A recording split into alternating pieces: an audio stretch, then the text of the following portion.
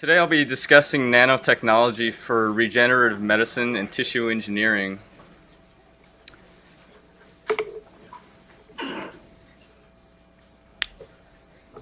Richard Feynman, a famed physicist, delivered a lecture in 1959 to the American Physical Society meeting at Caltech. The title of his talk was, "There's Plenty of Room at the Bottom."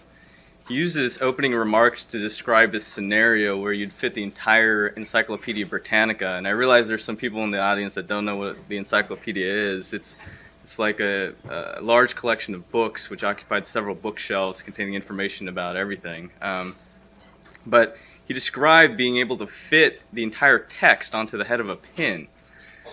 He went on to describe a theoretical process in which scientists would be able to control and manipulate individual atoms and molecules to create novel structures. The term nanotechnology was coined several years later by various researchers to describe a branch of technology that deals with dimensions and tolerances on a nanometer scale, especially the manipulation of individual atoms and molecules.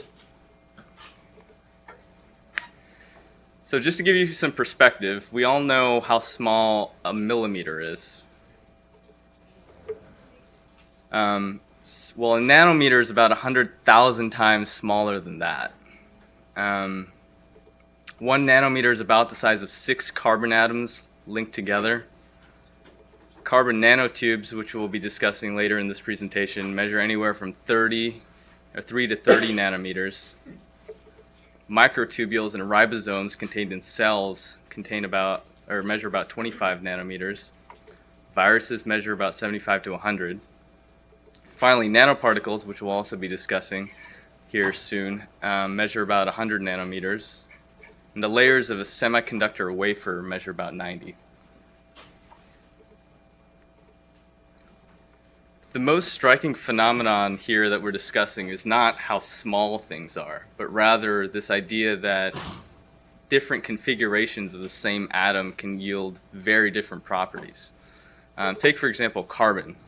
When you arrange it in a layered format, it comprises graphite, which is very soft and dark gray in color. When it's arranged in a crystalline format, it forms a diamond, the hardest natural material in the world, with a striking appearance. On the right, I have depicted a so-called buckyball, which is a carbon-60 molecule accidentally discovered by Smalley and Curl of Rice University. They were using lasers to vaporize carbon in the lab, and they ended up going on to win a Nobel Prize for their contributions to the field of nanotechnology. So this concept of matter taking on different characteristics when reduced to a nanometer scale is not new. Medieval artists used to ground down gold and silver to superfine particles to make these salts that they used in stained glass. They didn't really know why the fine particles of gold gave them the wonderful colors, but they knew how to create them. Nowadays, it turns out we know that gold has different optical absorption properties according to different sizes of the gold particles. This variation in optical properties is what, according to size, yields a wide range of colors of gold, which can be anywhere from red or purple, as noted on the picture on the lower left or lower right. So in the 21st century, we can take something like silica, which is abundant in sand, and arrange it as a pure nanocrystal to form a silicon wafer, the material used to make semiconductors, computer chips, and solar panels. Here's an example of something that you use every day. Everyone in this room has one on them right now, a smartphone that uses this technology. So it probably doesn't surprise you then that thousands of items in our everyday lives make use of this nanotechnology. Here are just some examples. So how many of you guys have been to like a live sporting event with, like a baseball game? They sell these Yeah, Misty over there. They sell these beers that are like $7, and they're put into these plastic containers because the glass can't break. I know none of you guys would ever drink Miller, but they use clay nanoparticles as tiny reinforcements to keep the oxygen out and hold the carbon dioxide in, which prevents the beer from spoiling. In 2008, many manufacturers of bulletproof vests, like the First Choice Armor depicted here, use a thin layer of organic molecules on the surface of each fiber, which freezes up and locks the Kevlar strands together, preventing penetration from a projectile. Ever use a rechargeable battery? As the battery releases energy, lithium ions wiggle out from the cobalt oxide cathode, and they race through a membrane into a carbon anode. And they used to wear out very quickly and run the risk of catching fire and exploding. An MIT researcher by the name of Chang discovered that by replacing the positive electrode with nanoparticles of lithium iron phosphate, the ions can swiftly slip in and out during recharge cycles. And Black & Decker and DeWalt started using these batteries in high-end power tools. Chevy uses them in their electric car, the Volt. It's had great promise in the modern day. So for women, and I suppose men nowadays who use makeup, L'Oreal and Olay incorporate nanoparticles into many of the products and claim an enhanced radiance and glow. You can buy some of these at your local drugstore.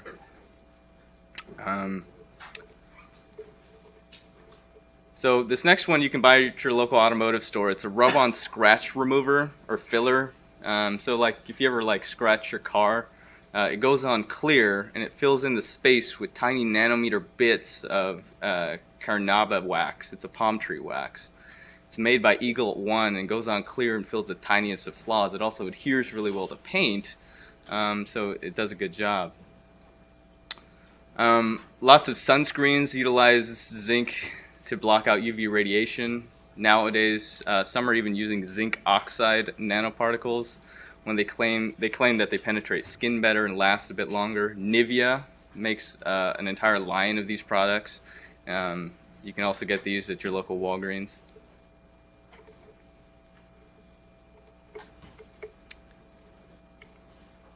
In pregnancy tests, the gold nanoparticles that produce the pink saying that you're a parent, basically when the woman gets pregnant, the body produces hormone, the human chorionic gonadotropin hormone, which appears on the urine test strip. Some of the antibodies coated, the gold nanoparticles are coated in these antibodies that go and bind to this chemical. And then when they latch on, they migrate to the paper and collect in the indicator line, which shows up as a positive test. For years, Wilson used to make these tennis balls that would last forever. They were the high-end double-core tennis balls with composite rubber, and they paired with a nanotech company called Inmat. They incorporated clay nanoparticles which would spread out like sheets of paper and scatter across the floor to keep the molecules of air from escaping, and these things would like last forever. And then finally, the last example, to stop nosebleeds, they sell bandages that are infused with aluminosilicate nanoparticles. They trigger the body's natural clotting processes. Chemists at the University of California filed a patent and worked with private industry to develop a similar product that can be used at the battlefield to stop bleeding as well.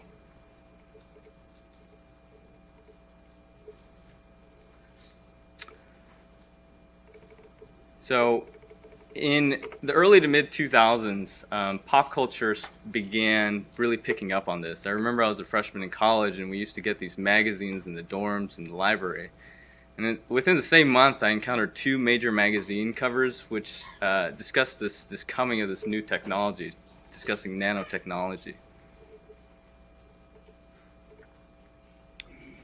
This graph shows the number of nanotechnology patents per year that have been filed. On the x-axis is the year starting from 91 until 2008.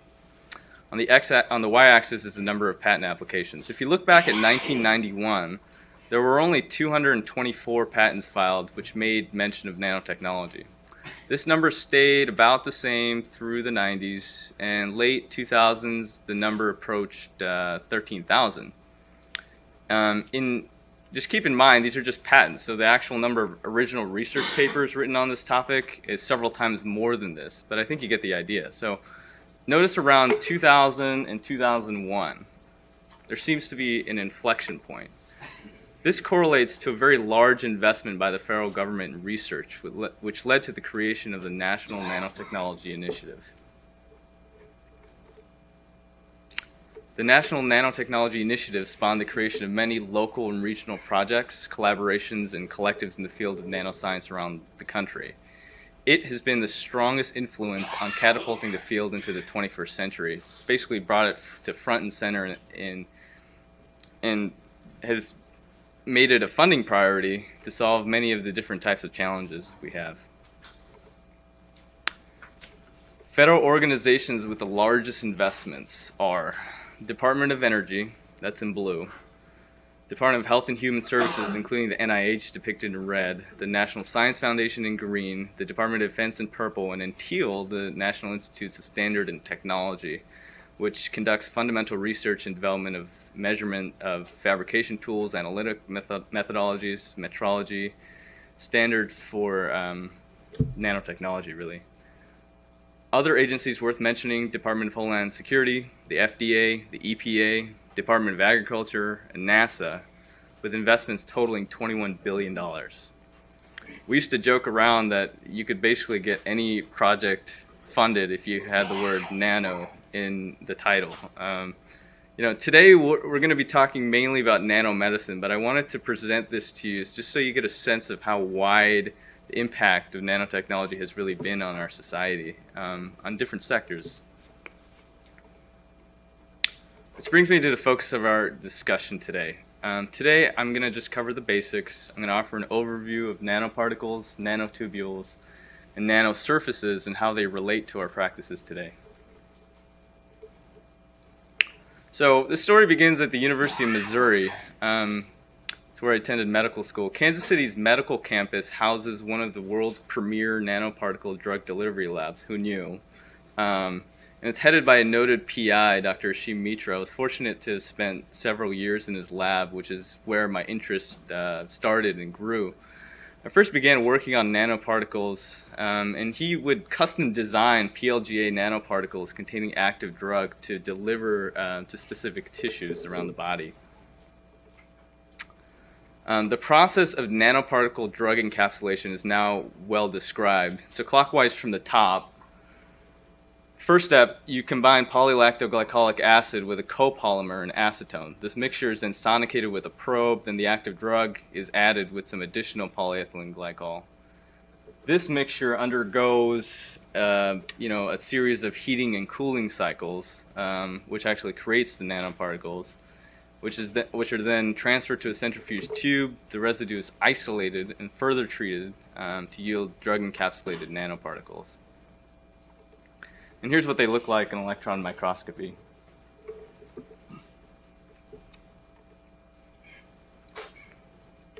So you're able to modify several steps of this procedure to incorporate things like copolymers, surface adhesives, phospholipids, and additional functional groups. Eventually, you can get a custom-designed nanoparticle that contains the drug of your choice. Here it's depicted in these blue bubbles. It's encapsulated in the polymer of choice at the desired size, depicted in green. And the functional groups and even the surface receptors on the outside can also be changed. These are depicted in purple and red. An analogy would be like hiring a private courier to deliver a special package to a certain address. It's kind of like that for the human body. So some of the basics of nanoparticle design and things I just want to touch on is you can make them with both biologic materials and metallic materials. So you've heard of gold nanoparticles, silver nanoparticles, PLGA nanoparticles, polyethylene glycol. These are all different ways you can make these nanoparticles. You can use single polymers and dual polymers, and the polymer, the concentration and the composites of the polymer affect things like sustained release, how easily they get phagocytosed into cells, their hydrophobicity, so like how well they dissolve cross blood-brain barriers, dissolve in aqueous solutions, and then ultimately how they get effluxed out of cells or out of tissues, because not all the drugs it doesn't get absorbed 100%. Some of this stuff gets effluxed out with these transmembrane proteins. You can affect variables such as size and uniformity. That's usually affected by the heating and cooling cycles. You can get different levels of drug encapsulation, and ultimately you can also do certain surface modifications so that you can target certain tissues and target certain receptors on tissues with these nanoparticles. So at the University of Missouri, we tested these nanoparticles in vivo, and we utilized a closed system like the prostate or the eye. We surgically placed microdialysis probes into the vitreous humor and anterior chambers of large albino rats and allowed them to heal, then delivered the nanoparticles by injection. The dialysis probe depicted on the right is able to detect very small concentrations of drug over time. The rabbits are then sacrificed and the eye is sectioned and the tissue was evaluated for penetration of the drug.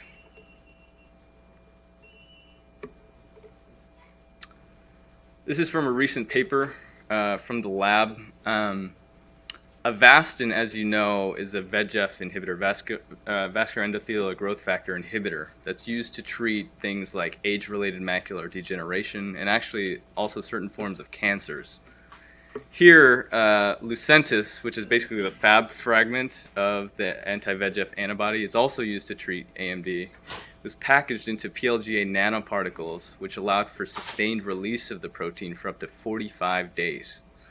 This process was then repeated to confirm these results with an IgG antibody, which yielded the exact same result. It may not be immediately apparent from the graph, but this is like kind of a big deal. So here's a drug that is really expensive to make, requires regular visits to a medical professional, requires regular injections to treat a very debilitating condition. And here's a technology that allows for sustained targeted release into tissue. And not only does this have wide applicability in resource-rich environments, but also in rural communities where access to medical professionals is quite limited.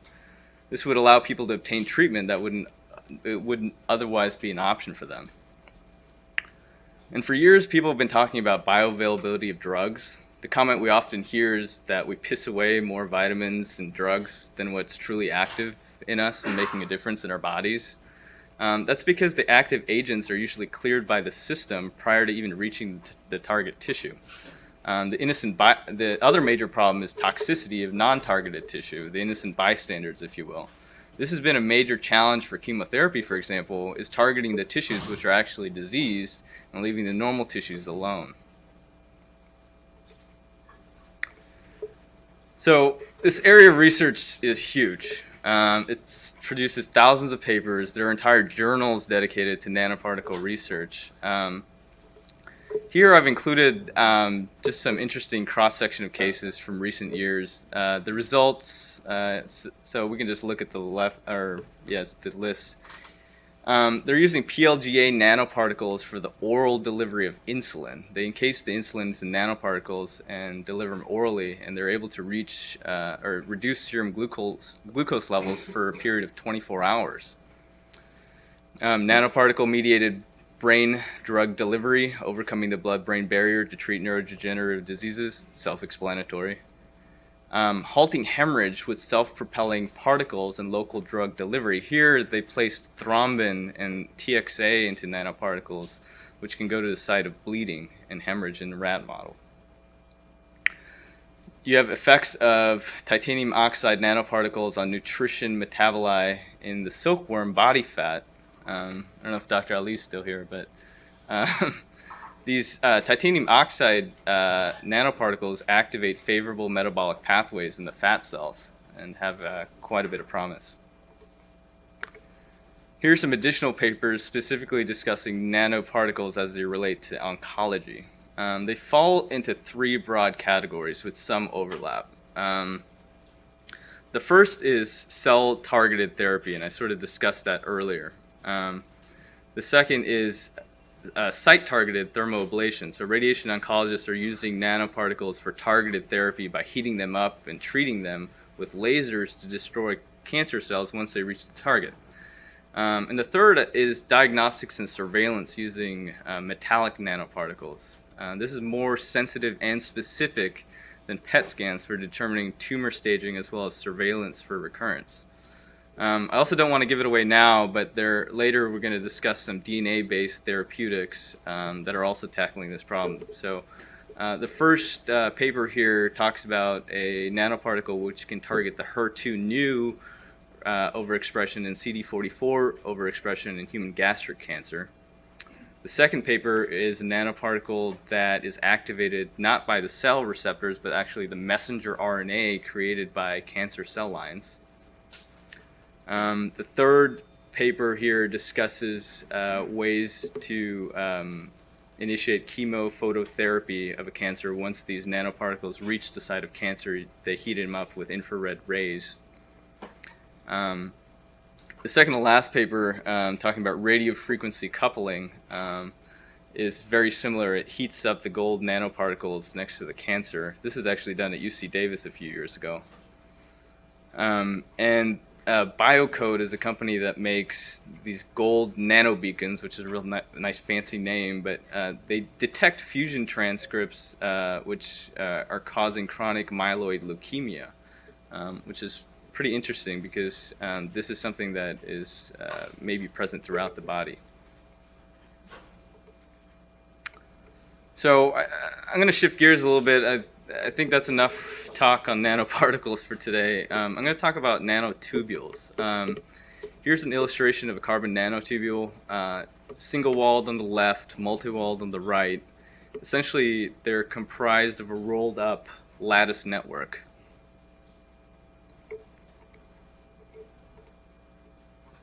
So nanotubule design, they can be single-walled or multi-walled.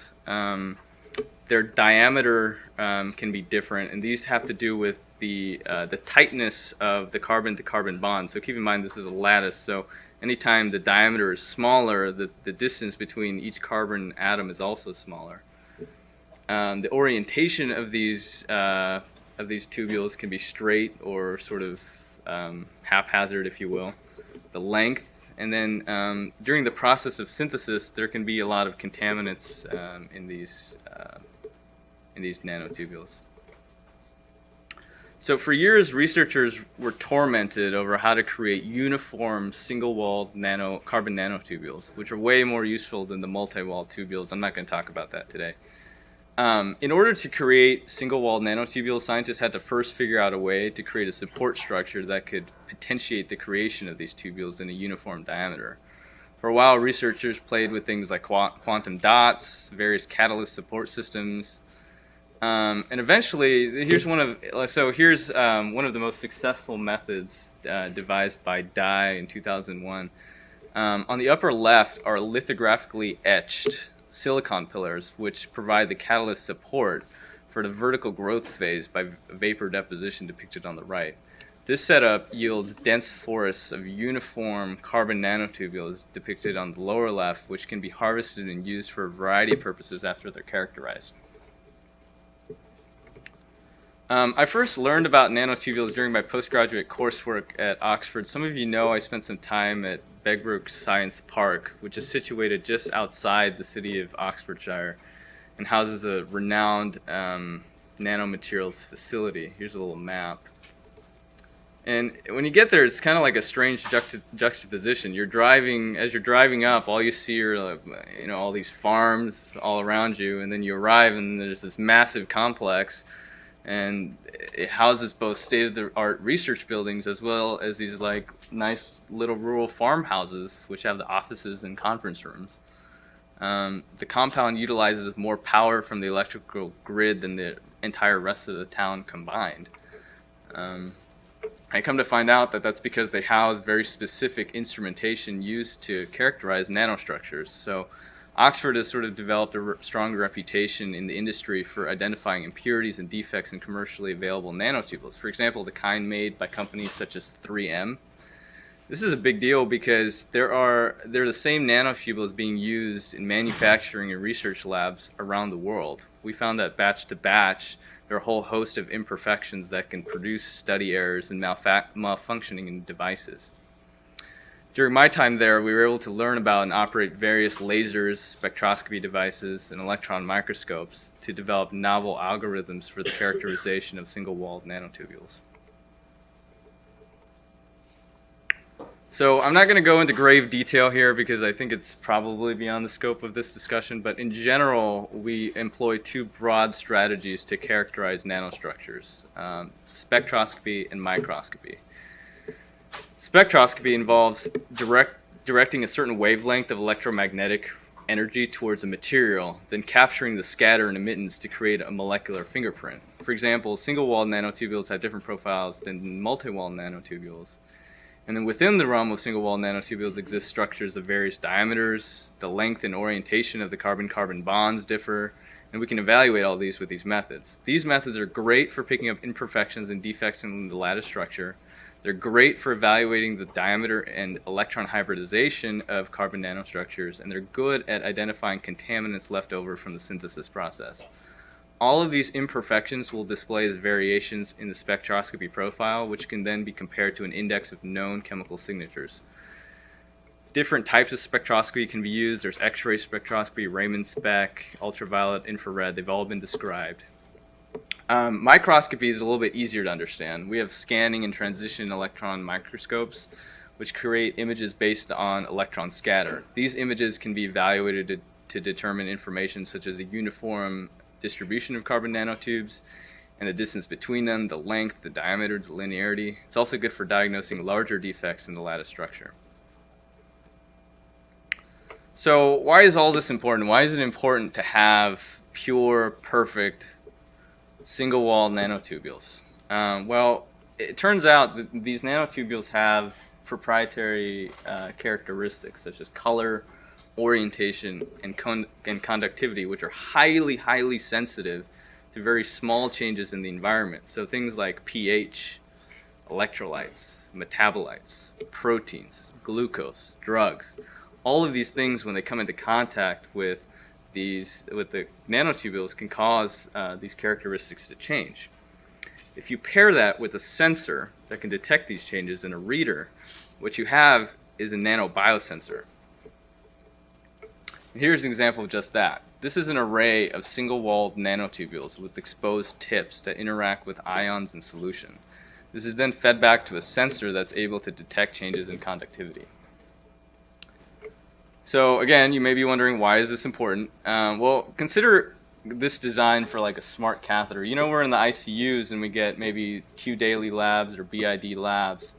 Imagine being able to have these detectors on the tips of catheters, which are already in place, and they're able to tell us in real time the concentrations of various electrolytes, the pH, things like the drug concentrations.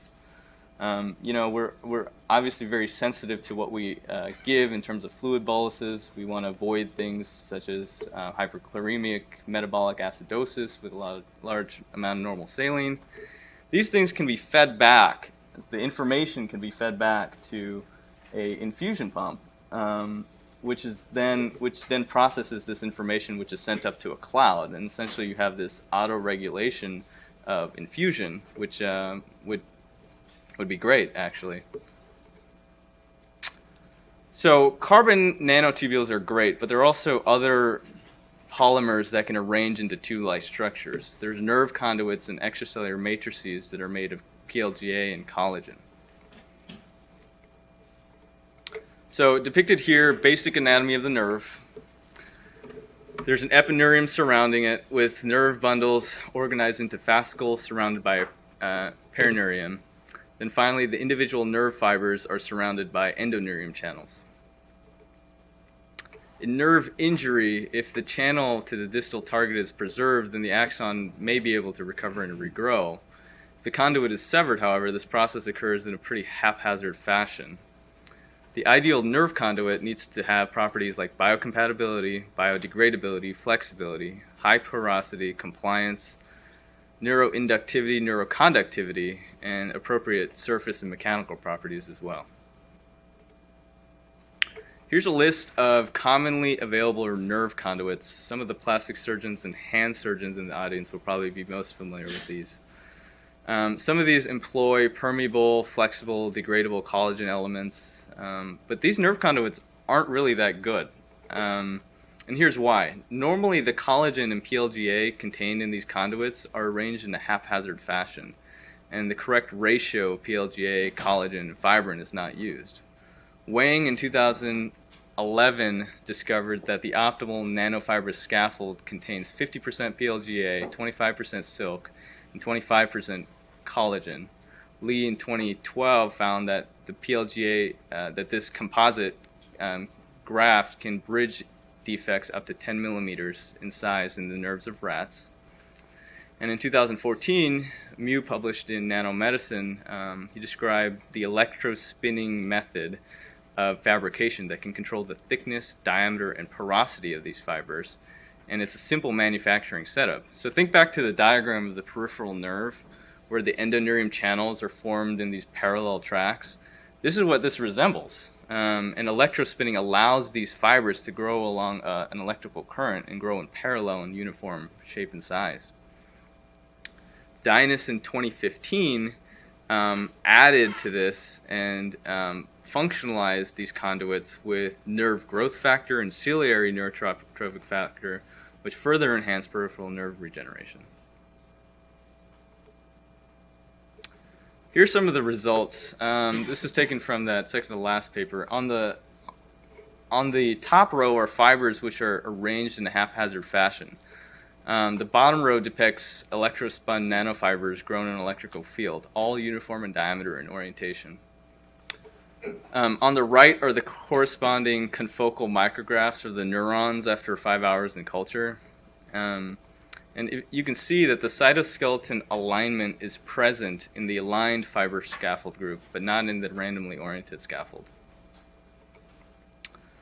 Electrospun PLA conduits have been used to repair the sciatic nerve defects in rats. Here's an example of how really the commercially available products that we have today have totally ignored the scientific data. You'd be lucky to see functional nerve growth, frankly. Not only do they not use optimal composites of polymers, but the orientation of the fibers is also problematic. I do want to highlight one thing here. Dr. Farmer and Dr. Farmer's lab has proposed using aligned nanofibrous scaffolds for prenatal repair of myelomeningeal seals, which I think is a smart strategy, rather than relying on what's commercially available. So I briefly want to touch on extracellular matrices because they're along the same theme. You can have several different types. You can have organic decellularized matrices such as alloderm. This is used in tissue reconstruction, breast hernia repairs. And then in cardiovascular, they use intestinal submucosa-derived extracellular matrix bioscaffolds, and they reconstruct things like damaged walls, valves, vessels. I think Dr. Boyd is involved in a lot of this research. And then the other type are synthetic biomimetic matrices. These are made of PLGA, collagen, cellulose. They can be paired with growth factors, growth media, and seeded with stem cells. Sahar's lab is heavily involved in this. You know, we always give lip service at these resident research days to how the porosity and the orientation and the tensile strength and the ionic interactions of these extracellular matrices matter. And it's also true for non-organic mesh as well, such as proline. But it seems to be a recurring theme here. You know, it's formal systemic characterization studies and subsequent variable optimization has yet to be performed. It's a substantial area of research. Great idea for K-grant. You could characterize all the commercially available implants to evaluate and compare their characteristics. Like what happens to matrices over time as they interact with surrounding tissue. We have evidence to suggest that chemicals used in the decellularization process also creates defects in the native fibers of the extracellular matrices. Why do some matrices resist infection while others incorporate well into tissues? These are all questions that need answers, and I'm willing to bet that the stuff we have on the market today is totally suboptimal. All right, I'm going to step off my soapbox. I'm going to discuss nanosurfaces for just a moment. I'm not going to say too much here other than IBM has been the eminent world leader in this field. The techniques used to make nanomillimeter thin films include physical vapor deposition and chemical vapor deposition. The reason IBM is interested in this is they make silicon wafers and computer chips, and they hold the most number of patents. Incidentally, University of California is the second in this field. So physical vapor deposition involves highly kinetic vaporized atoms and molecules that bind to a treated substrate and form a very thin layer of film. Chemical vapor deposition is a variation on that theme. It utilizes chemical reactions rather than purely ionic and kinetic interactions. Sputtering is exactly what it sounds like. It's a very crude method of just laying down bulk substrates in small spurts. And then electroplating, I think we may all be familiar with. It's been used in the metallics industry for decades. It creates plated metals, kind of like chrome. And the variations of these methods have been used for treating the surface of orthopedic, plastics, and vascular implants to make them resistant to infection and thrombosis. Some are even using this design to make drug-eluting implants coated in nanogels that slowly release active substance over a period of time to the target organ. So we're in this evolution of nanotechnology, and we've sort of come to a point where we're good at making passive nanostructures, just these nanoparticles and polymers, for example. We're good at making some active nanostructures, which are like targeted drugs. And here we're really building the next generation of integrated nanosystems using hierarchical structures, guided assembling, and molecular nanosystems which can move and react to different environments. Eventually we're going to get to the point where we'll have converging technologies, and we're talking about complex systems from a nanoscale integrated with robotics and computer technology. So I just want to sort of conclude the talk with this provocative article. CNN, the article reads, "Will nanotechnology soon allow you to swallow the doctor?" And then The Economist followed that up with saying, "Medical robotics swallow the surgeon." And in it, they describe a machine capable of carrying out a complex series of actions automatically, especially one programmable by a computer. It's a robot. And so there are some researchers that are actually trying this out. So there are these vascular nanobots, and Smithsonian picked up on this. There are these tiny robots that can clear out clogged arteries. So what these are, I wish I could show you the animation. Go on YouTube and check it out. But these things rotate at a higher frequency, and they are able to go into very tiny vessels, even in the retina or tertiary blood vessels, to unclog them. They can be deployed on a catheter as well. And then this is really promising, and this was really exciting. If you have a chance, you should totally read up on this. Here are DNA nanobots, and what they are these 3D macropolymers of DNA with mechanical capabilities. So DNA is normally in a double helix, right? And they usually form double-strand DNA. But these structures, they make like these large 3D structures that are all DNA. So, for example, in the upper right-hand corner of this picture, it's you can see that it's a large 3D structure. That whole thing is made of DNA, and then when it accesses a cell, for example, or a target tissue, it opens up and delivers the payload into cells, which is also even more DNA. And this DNA are able to fix problematic DNA in the cells that we're trying to treat. So they can target specific cell lines. They can be programmed to release their payload with conformational change. And this has been dubbed like the DNA origami technique. So in summary, nanotechnology has garnered widespread use and acceptance in our society. Synthesis and characterization methods are similar across all disciplines. Current technology needs optimization, and I think surgeons here are the gatekeepers. Obviously, it'd be great if surgeons could be involved in the research and development end of things, but eventually we're going to be called upon to use these types of things, implant these devices, And knowing what's best for our patients, knowing what devices work and don't work and why and what the available research is out there really does matter, I think. Nanomedicine opens up new avenues in therapeutics. Today here I've discussed examples in pharmacology, nutrition, critical care, oncology, cardiovascular, dermatology, plastics, pediatric surgery even.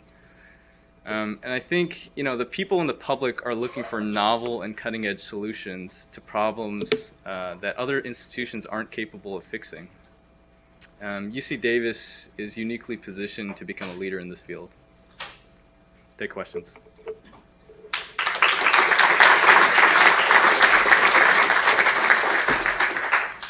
Well, Chanu, thank you for that very provocative talk. I was sitting there thinking, what does the doctor of the future look like? So they don't really need us to be sources of information, right? Because you can Google everything. And the patients look it up.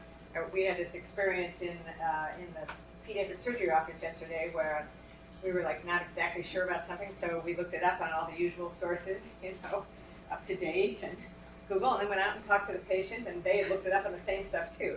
So, who needs the doctor? And then as you were talking, I think, well, you've got the nano robot who unplugs the arteries and, does some other repair. You can imagine endoscopy by the robot, taking out that little polyp ahead of time. That seems like an easy thing to fix up. So it made me a little nervous about what we're going to do in the future. I guess you need the doctor to, as you said, be the gatekeeper, to trust, so you can read about it, but then you need the advice of someone ultimately to help you make a decision. And I think there's still going to be a role for us to think about what's the right thing and to help guide patients through the right decision making. I don't think we're ever going to be out of a job. This technology is just an adjunct to what we have already available. It just increases the number of options. And, a lot of this is several decades out, right? So this is not something we're going to see necessarily in the next 5 to 10 years, but, 10, 20 years, absolutely. I mean, some of these things are already making it into in vivo studies. So I think it's going to change our practice, but, everyone's sort of, it's just more to learn, really, for all of us. Dr. Boyd? I really enjoy your talk. I think what people are hearing today is a true vision of the future, 100% certain.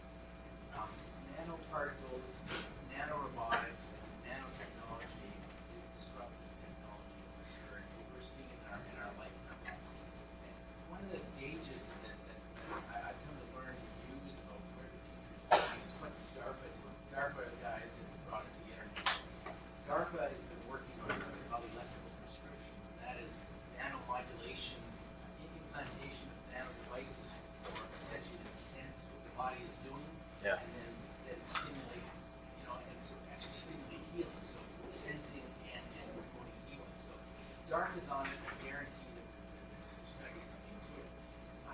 On a sort of a lesser scale, though, I have a question for you, and that is one of the fundamental problems ever integrate foreign bodies of any size or description to the human body is that the body's, this is a 40,000 foot view, the body's natural tendency, if anything is implanted, is fibrosis and scar. It's not natural.